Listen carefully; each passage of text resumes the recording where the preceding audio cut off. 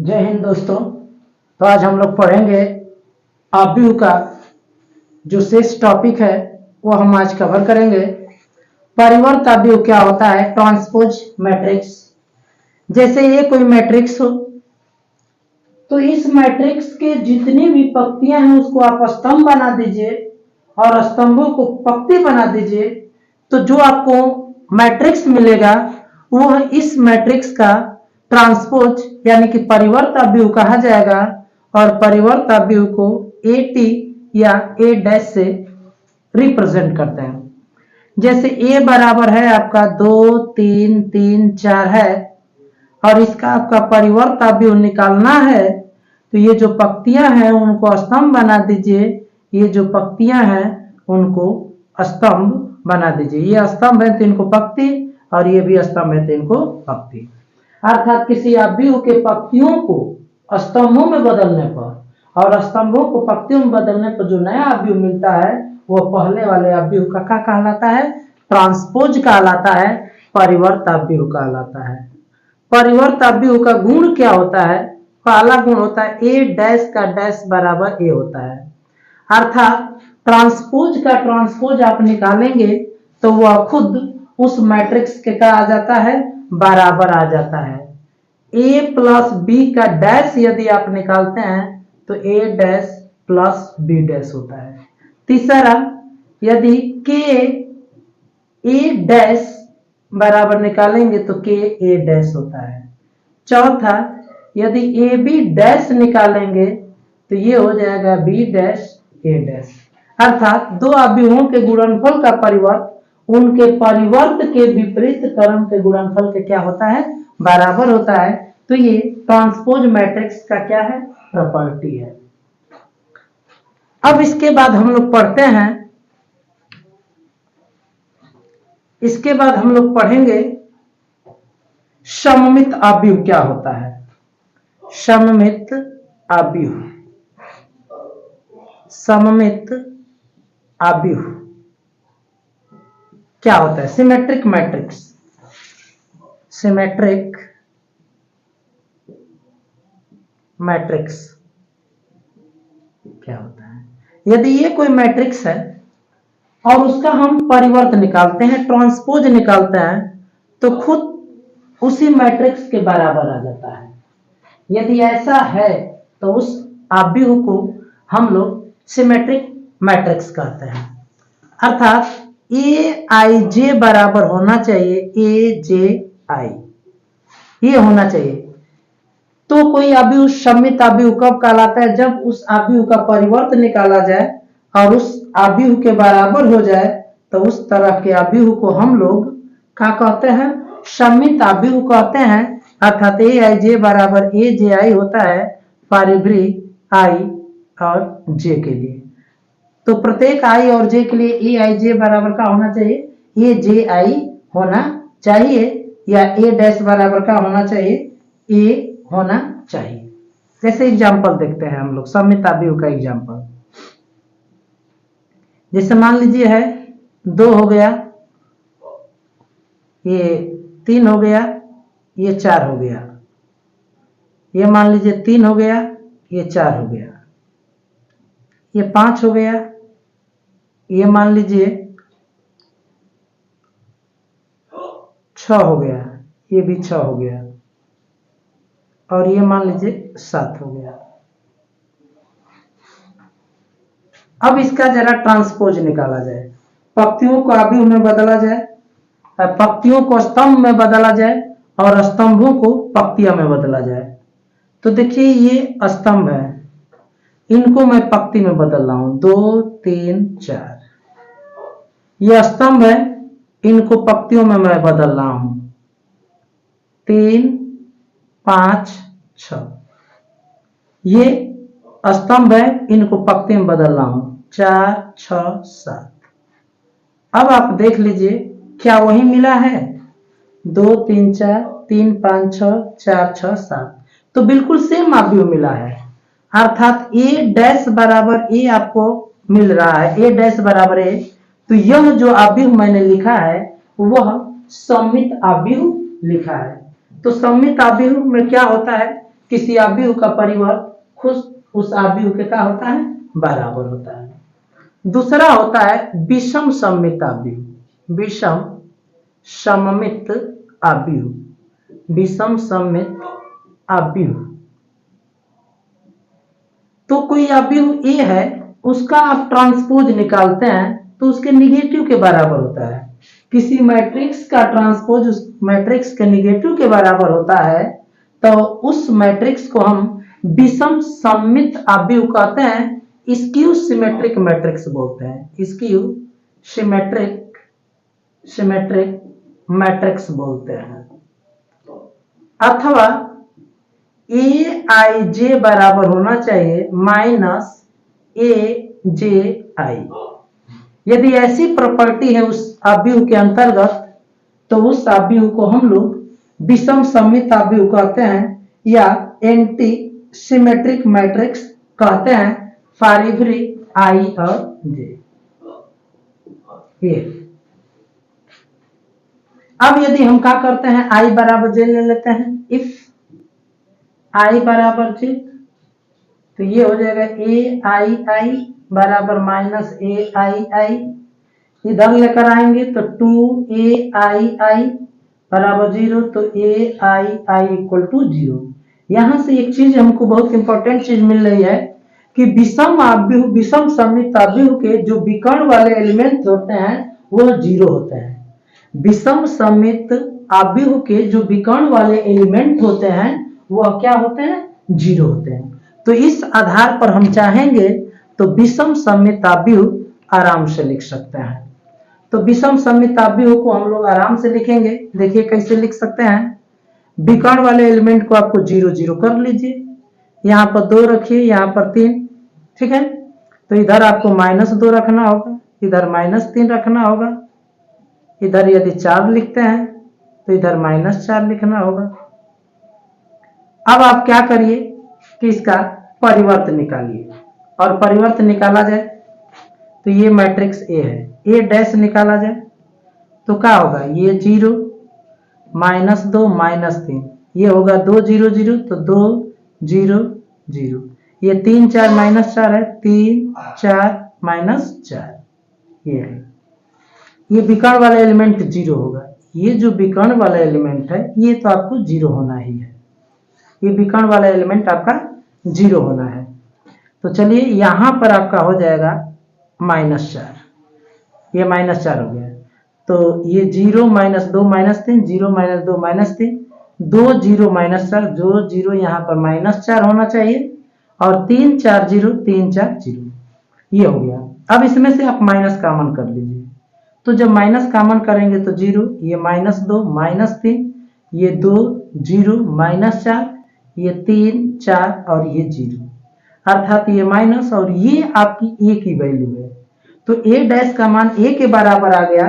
तो ये जो मैंने आव्यूह लिखा है यह क्या है, विषम सममित आव्यूह है। तो विषम सममित आव्यूह क्या होता है, स्क्यू सिमेट्रिक मैट्रिक्स क्या होता है कि किसी आव्यूह का यदि परिवर्त निकाला जाए तो उस आव्यूह के निगेटिव के बराबर होता है। तो ऐसे आव्यूह को हम लोग विषम सममित आव्यूह कहते हैं। तो ये हम लोगों ने पढ़ा सममित आव्यूह क्या होता है और विषम सममित आव्यूह क्या होता है।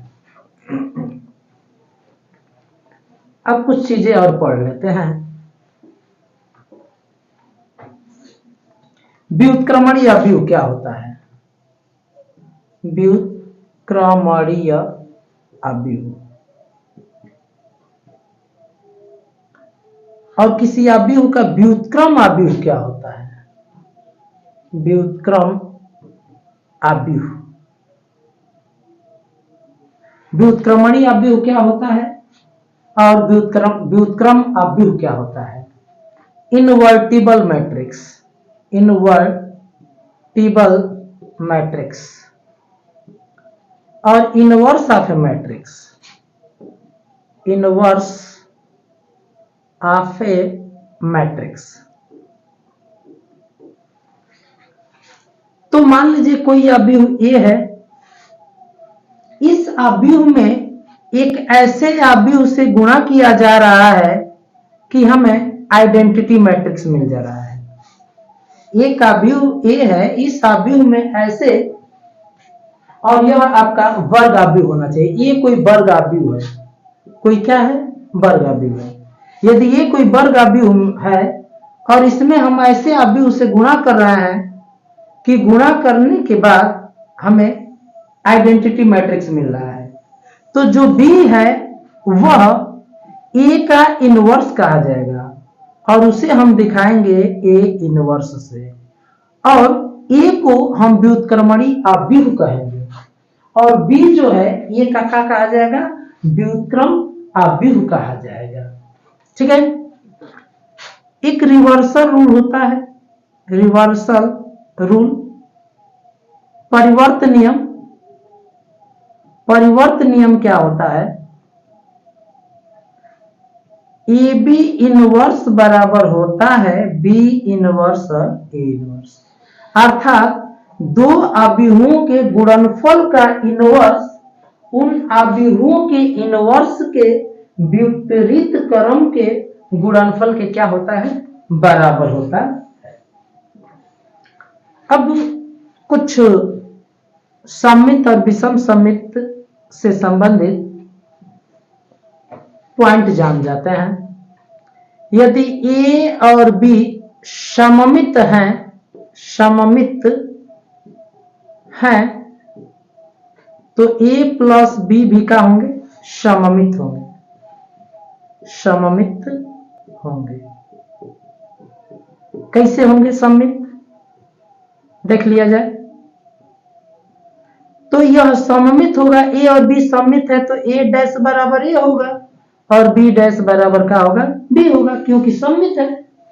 हमें दिखाना है कि ए प्लस बी डैश सममित है, तो ए प्लस बी डैश निकालिए, ए प्लस बी डैश बराबर ए डैश प्लस बी डैश, ए डैश बराबर ए होता है, बी डैश बराबर बी होता है, तो उस चीज का डैश खुद उसके बराबर आ रहा है। इसका मतलब ये हुआ कि वह मैट्रिक्स जो है ए प्लस बी जो है वह सममित होगा। उसी तरह से ए माइनस बी क्या होगा, तो ए माइनस बी डैश निकाल लीजिए, तो ये होगा ए डैश माइनस बी डैश, ए डैश का मान ए के बराबर, बी डैश का मान बी के बराबर, तो ए माइनस बी डैश भी क्या हो जाएगा, सममित हो जाएगा हमारा।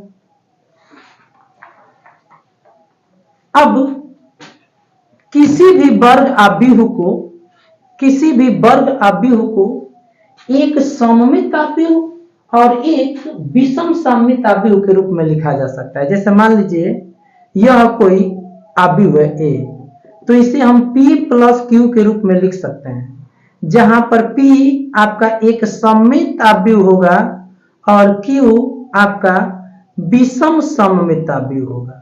P आपका क्या होगा, सममित आव्यूह और Q क्या होगा, विषम सममित आव्यूह होगा। अर्थात किसी भी वर्ग आव्यूह को एक सममित आव्यूह एक विषम सममित आव्यूह के योग के रूप में लिखा जा सकता है और यह योग अद्वितीय होता है। जो सममित आव्यूह होता है वह a प्लस ए डैश अपन 2 के बराबर होता है और जो विषम सममित आव्यूह होता है a माइनस ए डैश अपन 2 के क्या होता है, बराबर होता है। अर्थात a प्लस ए डैश बटा में 2 यह सममित आव्यूह होता है, सममित होता है, और a माइनस ए डैश आपका ये विषम सममित होता है, विषम सममित होता है। तो ये प्लस ए डैश सममित होता है और ये माइनस ए डैश विषम सममित होता है। तो ये बराबर आप लिख सकते हैं, P का मान है ए प्लस ए डैश और अपान 2 प्लस Q का मान ए माइनस ए डैश और अपान ऐसे 2। तो किसी भी वर्ग आव्यूह को एक सममित एक विषम सममित आव्यूह के योग के रूप में लिखा जा सकता है। ये P बराबर ए प्लस ए डैश बटा में 2 होगा जो कि सममित आव्यूह होता है, Q बराबर होता है ए माइनस ए डैश बटा में 2 जो कि विषम सममित आव्यूह होता है। तो ये हम लोगों ने डिफिनेशन पढ़ा। अब इसके बाद हम लोग क्वेश्चन सॉल्व करते हैं। तो मैं आपको एक क्वेश्चन लिखता हूं। एक सवाल दिया है, ए बराबर है cos alpha minus sine alpha, ये दिया है साइन अल्फा, ये दिया है कॉस अल्फा, और दिया है कि a प्लस ए डैश बराबर आई हो तो हमें अल्फा का मान निकालना है। a प्लस ए डैश बराबर आई, तो ए की वैल्यू हम लोग लिख लेते हैं। क्या दिया है, cos alpha minus sine alpha, ये मैं सॉल्व कर रहा हूं। Cos alpha minus sine alpha, ये है sine alpha cos alpha, plus A dash, तो ए डैश हम कैसे निकालते हैं, पंक्तियों को स्तंभ में बनाएंगे, स्तंभ को पंक्ति बनाएंगे, तो ये स्तंभ है, इसको पंक्ति बनाइए। Cos alpha sign alpha minus sine alpha और कॉस अल्फा, और ये आइडेंटिटी मैट्रिक्स है यानी 1 0 0 1 है। कास में कास जोड़ेंगे, 2 कास अल्फा हो जाएगा, माइनस साइन अल्फा और sine alpha 0, sine alpha minus sine alpha 0, cos alpha 2 cos alpha हो जाएगा, और ये हो जाएगा 1 0 0 1। अब आप कंपेयर करेंगे तो 2 कास अल्फा बराबर 1, अर्थात कास अल्फा बराबर 1/2। कास के कितने अंश का मान 1/2 होता है, तो कास ये 60 का मान होता है π/3, कैंसिल, तो अल्फा बराबर आ जाएगा π/3।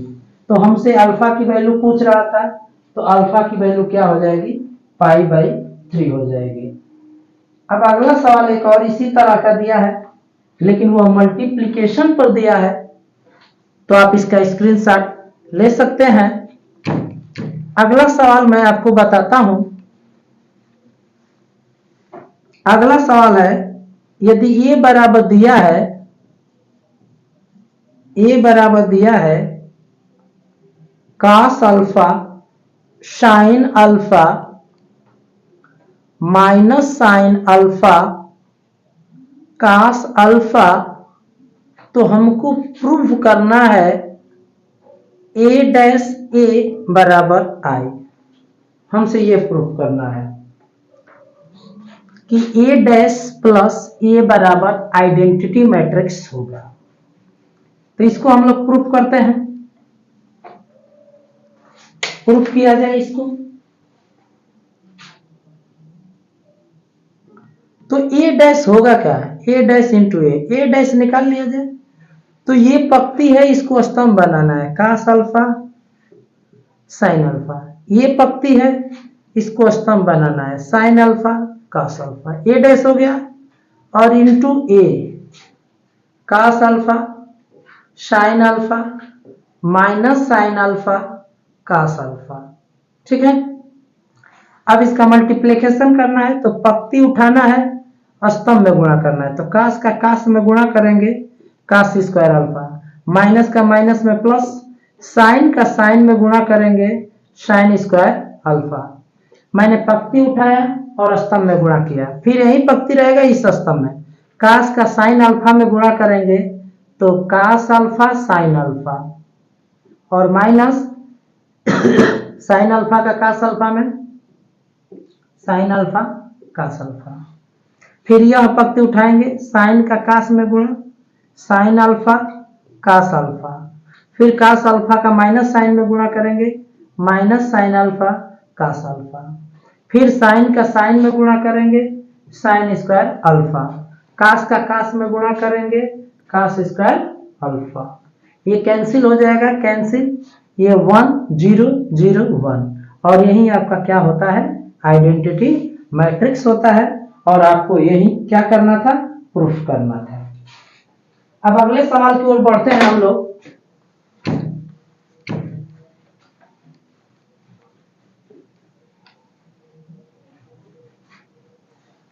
अगला सवाल है, यदि a और b सममित अवयव है, आपसे कह रहा है कि a और b आपका सममित है, सममित है, तो आपको दिखाना है ab माइनस बी ए भी सममित होगा। सममित है तो ab माइनस बी ए, यह भी सममित है, यह भी क्या है, सममित है। तो इसको हम लोग सॉल्व करते हैं, तो दिया है कि a और b सममित है, a और b सममित है, सममित है। तो सममित मैट्रिक्स की डिफिनीशन क्या होती है? ए डैश बराबर ए होगा और बी डैश बराबर क्या होगा? बी होगा। ठीक है, हमें दिखाना है कि ये सममित होगा। तो किसी भी मैट्रिक्स को सममित दिखाना है तो उसका डैश निकाला जाएगा। यदि इसका डैश इसी के बराबर आ जाएगा तो सममित होगा, और इसके निगेटिव के बराबर आएगा तो विषम सममित हो जाएगा। तो क्या हो जाएगा? इसका डैश निकालेंगे तो A B dash minus B A dash अलग अलग हो जाएगा। इसका डैश आप निकालेंगे तो अब निकालिए। ए बी डैश बराबर हम जानते हैं बी डैश ए डैश, और बी ए डैश बराबर क्या हो जाएगा?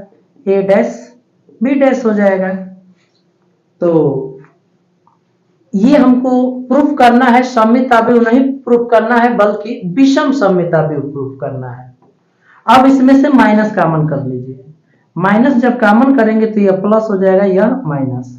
तो ए डैश बी डैश और ये हो जाएगा माइनस बी डैश ए डैश। ठीक है, अब देखिए माइनस ए डैश का मान ए के बराबर, बी डैश का मान बी के बराबर, बी डैश का मान बी के बराबर, ए डैश का मान ए के बराबर। उसका मैंने डैश निकाला तो उसके निगेटिव के बराबर आ गया। जब निगेटिव के बराबर आ गया तो यह विषम सममित अवयव होगा। अतः ए बी माइनस बी ए विषम सममित अवयव है, विषम सममित अवयव है, विषम सममित अवयव है। इसी तरह से एक और सवाल है, कह रहा है कि यदि अगला क्वेश्चन दिया है ए सममित है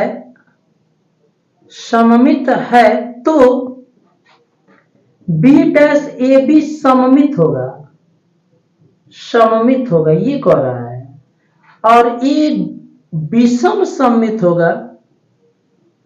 विषम सममित है तो B dash A B dash A B विषम सममित होगा, विषम सममित होगा, विषम सममित होगा। तो इसको मैं प्रूफ करता हूं। मैं मान लेता हूं ये सममित है, माना ए सममित है, सममित है। जब ए सममित है तो क्या हो जाएगा? ए डैश बराबर ए।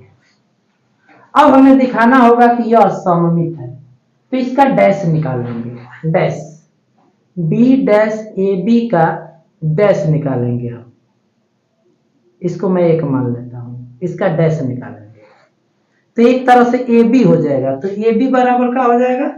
बी डैश ए डैश, अर्थात ए बी का डैश और बी डैश का डैश। ए बी का डैश बराबर क्या हो जाएगा? बी डैश ए डैश, और बी डैश का डैश बी के बराबर हो जाएगा। ठीक है, और ए डैश का मान ए के बराबर है तो बी डैश ए डैश का मान ए के बराबर है। आप देख रहे हैं कि मैं उसका डैश निकाला, बी डैश ए बी का डैश निकाला तो उसी के बराबर आ गया। इसका मतलब ये है, अतः बी डैश ए बी सममित है, सममित है। अब मैं मान लेता हूं कि ए विषम सममित अवयव है। यदि ए विषम सममित अवयव मानता हूं तो मुझे दिखाना होगा कि बी डैश ए बी विषम सममित हो। माना ए विषम सममित है, विषम सममित है, विषम सममित है, तो विषम सममित अवयव की परिभाषा होती है कि ए डैश बराबर माइनस ए होगा। अब हम इसका डैश निकालते हैं, B dash A B, B dash A B का डैश ये हम निकालते हैं, इसका डैश निकालते हैं, इसको एक अवयव मान लेते हैं। तो क्या होगा? ए बी डैश बराबर बी डैश ए डैश होगा, यानी कि ये रिवर्सल चलेगा, ए बी डैश और ये हो जाएगा बी डैश का डैश। ए बी डैश बराबर क्या हो जाएगा? बी डैश ए डैश, और ये बी डैश का डैश बी के बराबर होगा। बी डैश ए डैश का मान माइनस ए के बराबर है, और बी माइनस ए है तो माइनस पहले आ जाएगा, बी डैश ए बी। देख रहे हैं, उसका डैश निकालने पर उसके निगेटिव के बराबर आ रहा है, अतः बी डैश ए बी क्या होगा, विषम सममित आव्यूह होगा, विषम सममित आव्यूह होगा, विषम सममित आव्यूह होगा। तो इस तरह से यह भी सवाल हम लोगों ने हल किया। तो ये एक तरह से प्रमेय है। यदि ए और बी दो यन क्रम के वर्ग आव्यूह है तो व्युत्क्रमणीय आव्यूह है। ये कह रहा है कि ए और बी दो यन क्रम के व्युत्क्रमणीय आव्यूह है, यन क्रम के दो व्युत्क्रमणीय आव्यूह है। तो हमें सिद्ध करना है ए बी इनवर्स बराबर क्या होगा, बी इनवर्स ए इनवर्स। ये हमें कह रहा है यदि ए और बी दो यन क्रम के वर्ग आव्यूह है जो व्युत्क्रमणीय भी है, जो व्युत्क्रमणीय भी है, तो हमें सिद्ध करना है कि ए बी इनवर्स बराबर बी इनवर्स ए इनवर्स। हमें दिखाना है कि इसका इनवर्स इसके बराबर होता है। तो जैसे ए इनवर्स बराबर बी कब होगा, ए इनवर्स बी कब होगा, जब हम दिखा दें कि ए बी का मान आई के बराबर है। यदि ऐसा हम दिखा देते हैं तो हम लिख सकते हैं ए इनवर्स बराबर बी, इसका इनवर्स और इसका मल्टीप्लाई आई के बराबर होना चाहिए। तो इसका इनवर्स इसके बराबर है तो हमें दिखाना होगा कि ए बी इंटू इसका मल्टीप्लिकेशन अर्थात ए बी और इंटू हमें दिखाना होगा कि बी इनवर्स और ए इनवर्स इसका मल्टीप्लिकेशन आई के क्या है, बराबर है। तो हम लोग चलते हैं, A B into B inverse into A inverse हम लेकर चलते हैं। तो हम लोग जानते हैं कि आव्यूह का जो गुणन है वह साहचर्य नियम का पालन करता है। तो A B B inverse A inverse, ये साहचर्य मैं नियम लगा रहा हूं, गुणन के साहचर्य नियम से, गुणन के साहचर्य नियम से, गुणन के साहचर्य नियम से। तो कोई आव्यूह है और उसका इनवर्स है तो आप गुणा करेंगे तो आइडेंटिटी मैट्रिक्स आ जाएगा ए इनवर्स। अब आइडेंटिटी मैट्रिक्स का किसी भी मैट्रिक्स में गुणा करते हैं तो सेम मैट्रिक्स आता है। यहाँ पर ए और ए इनवर्स है, इसका मल्टीप्लाई करेंगे तो आई आ जाएगा। इसका मतलब ये है ए बी का इनवर्स ये होगा और इसका इनवर्स ये होगा। अतः ए बी इनवर्स बराबर हो जाएगा बी इनवर्स ए इनवर्स। इसको मैं एक मान लेता हूं। तो ए बी का इसमें गुणा करने पर आइडेंटिटी आया है, हमें ये भी देखना होगा कि इसका भी इसमें गुणा करने पर आइडेंटिटी आना चाहिए। इनवर्स मैट्रिक्स की डिफिनेशन होती है कि ए बी इंटू बी ए बराबर आई होगा, तब ए इनवर्स बराबर बी निकालेंगे। तो यदि आपको ये मानते हैं इसको बी, तो ए बी बराबर आई आ गया और बी ए बराबर भी आई हमें लाना पड़ेगा, तब आपको आ सकता है कि इनवर्स है। अब आप निकालिए बी इनवर्स ए इनवर्स और ए बी का गुणा करिए। तो यहां भी साहचर्य नियम आप लगा सकते हैं, बी इनवर्स ए और इंटू बी। ये गुणन का साहचर्य नियम लगा है, गुणन के साहचर्य नियम से, गुणन के साहचर्य नियम से, ये गुणन का साहचर्य नियम लगा है। तो ये आइडेंटिटी हो जाएगा बी इनवर्स आई और इंटू बी हो जाएगा, बी इनवर्स आई बराबर बी इनवर्स हो जाएगा, क्योंकि आइडेंटिटी मैट्रिक्स का किसी भी मैट्रिक्स में गुणा करते हैं सेम आता है। ये इनवर्स है, ये मैट्रिक्स है, तो ये भी आइडेंटिटी आ गया। इसका गुणा करने पर फिर आइडेंटिटी आ गया। इसका मतलब ए बी इनवर्स बराबर का होगा बी इनवर्स ए इनवर्स, और यही आपका क्या हो गया, प्रूफ हो गया। तो हमें ए और बी दो यन क्रम के वर्ग आव्यूह दिया था और ये भी उत्क्रमणीय है, तो हमें दिखाना था कि ए बी इनवर्स और बी इनवर्स ए इनवर्स, अर्थात ए बी का इनवर्स इसके बराबर होगा। तो इसका मतलब ये है कि इसका इसमें मल्टीप्लाई करने पर आइडेंटिटी आना चाहिए। तो इसका इसमें मल्टीप्लाई हमने किया तभी भी आइडेंटिटी आया, इसका इसमें भी मल्टीप्लाई किया तभी भी क्या आया, आइडेंटिटी आया। तो इस तरह से हम कह सकते हैं कि ए बी का inverse B inverse A inverse के बराबर होता है। तो मैट्रिक्स का ये कुछ और इम्पोर्टेंट क्वेश्चन रहा है, तो आप इस वीडियो को ज़्यादा से ज़्यादा अपने दोस्तों में शेयर करें। और ये जो भी क्वेश्चन हैं परीक्षा की दृष्टि से बनाए गए हैं, तो आप इनको एक बार भी पढ़कर जरूर आप जाएं। तो आज के लिए इतना ही। जय हिंद, धन्यवाद।